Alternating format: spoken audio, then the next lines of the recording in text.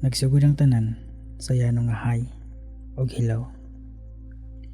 Taod-taod gisundan na dayon sa pangutanang, unsay pangalan nimo? Og sawa madugay gihanyag nimo imong kamot nako og dayon sa pag-ingon og nice to meet you.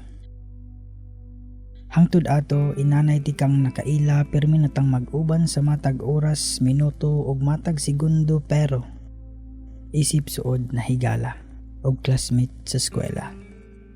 Nagkadugay ug nagkadugay pinaagi sa text ug chat. Milaw mga atong panaghigala wa nako damhang ang imong pagbati sobra na diay sa hinigalang pagbati. Ako nakalitan. Tungod kay kalit lang na bag-o ang tanan sa matag text ug chat na agi mga pulong nga matamis ug pinakiat.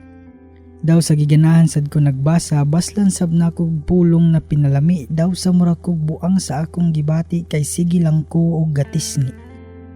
Pero gidawat na ko ang tanan as joke ra. Tiaw. Komedya apan di ay sa imo tinud-anay na. Sa kadugayan, milabay ang pipila ka mga bulan mura og ako nang naandan nga madunggan ang imong mga matamis na pulong nga sa kada buntag sa akong pagmata ug sa matag gabi nga akong madungog sa dayon na akong pagkatulog.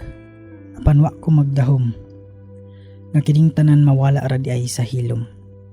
Pipila ka mga adlaw, simana ug buwan ko nagpaabot sa imong chat o text. Abi kog busy lang kag review sa atong upcoming tests, di ay ito naa naman di ay kay laing ka text. Sorry ha. Sorry kung nagpakamanhid ko sa pipila kay gayon nga nagpabati ka sa tinuod mong pagbati ka nako.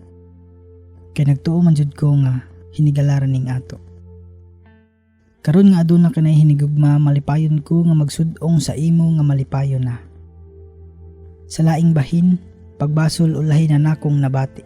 Tungod kay sa wa damha, nadutlan ko sa imong istorya nga ikaw na ay gusto sa ako ah. Karon ako kanimo nagpangita na. Pero ulahi na ang tanan.